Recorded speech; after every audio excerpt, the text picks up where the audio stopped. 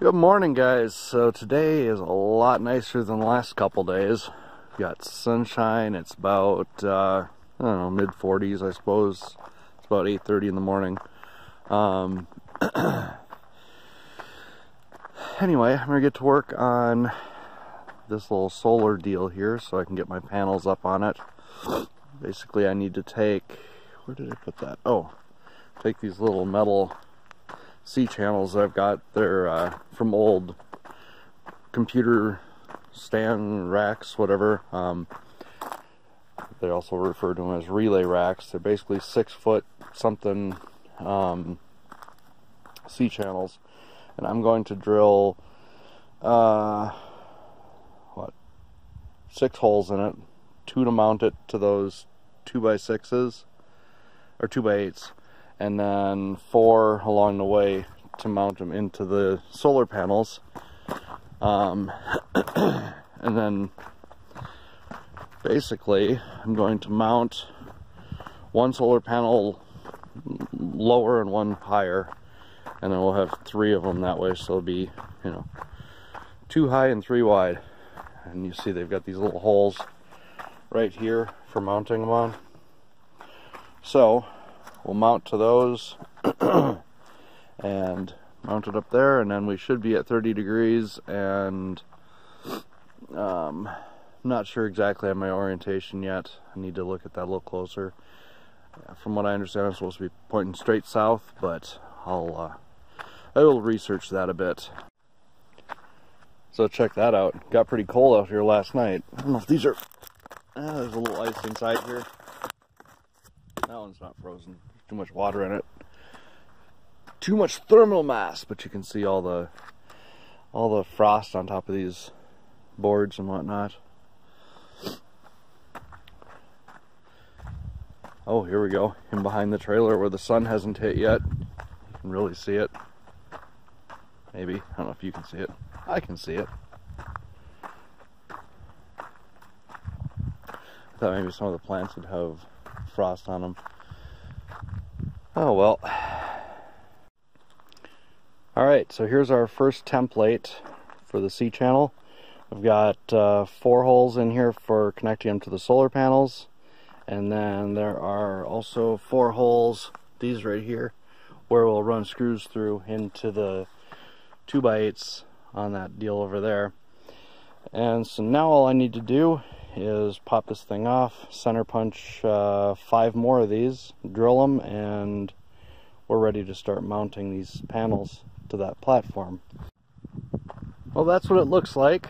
2 of the panels. We've got 4 more to go. You can kind of see how it's mounted here.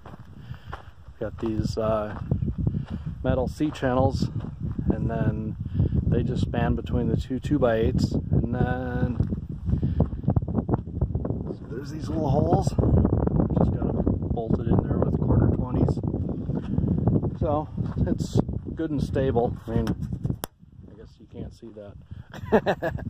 But I don't know, worked out well. We're going to go ahead and make the other 3 C-channel thingies up, drill the rest of the holes in them and stuff. And then we can mount the other 4 panels tonight. And then we're gonna put the inverter and whatnot into that little gray trailer and pull it over here next to these panels. Also, I was looking into the Brewster County fire ban deal, and it looks like, according to the thing on Brewster County's that was signed on the 21st of December, we can have campfires as long as it's in a ring. The fire ban is banning like brush fires and stuff like that, and burning whatever. So we're gonna have a little fire. We were down at what the heck's the name of that place? McCoy's, and they had oh, the other reason why things took a little longer. I got my motorcycle out. Oh no, it's leaking fuel. Damn it. The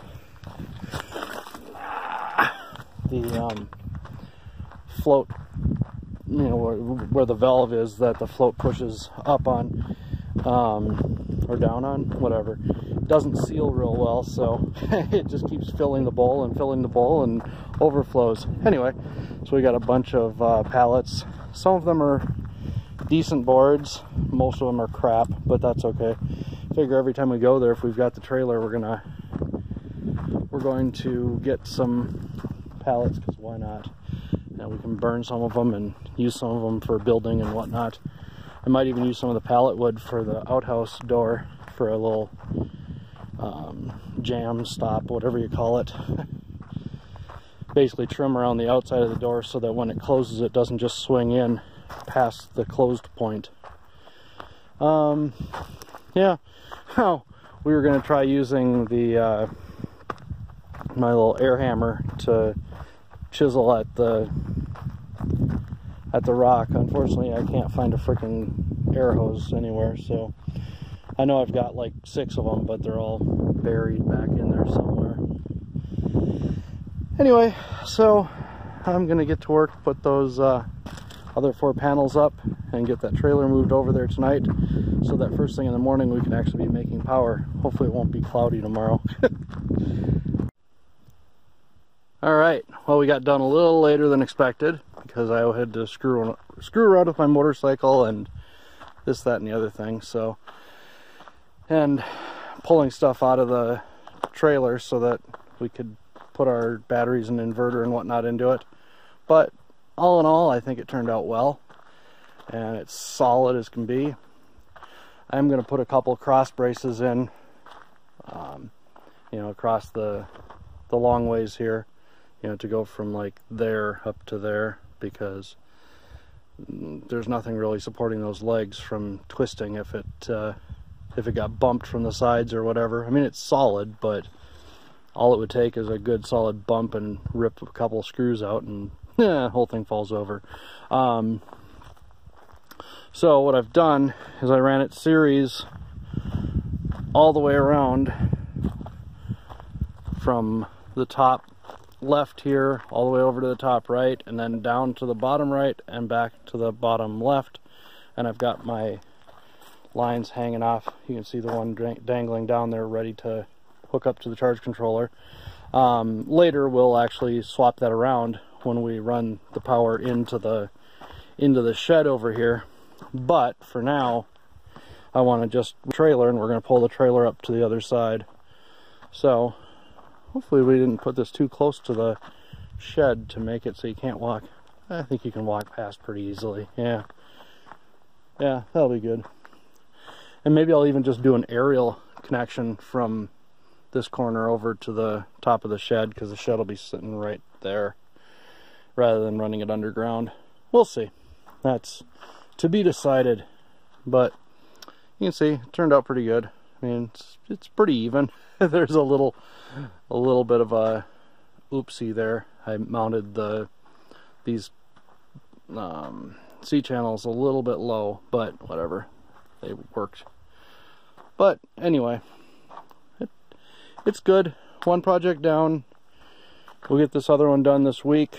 That'll be a big deal, because then we can unload trailers and stuff and go get supplies and things. And we're going to put a cistern back in the corner there, and put a gutter across here for water collection. You know, 450 square feet gets us a few hundred gallons per inch of rain, so that's a substantial amount of water.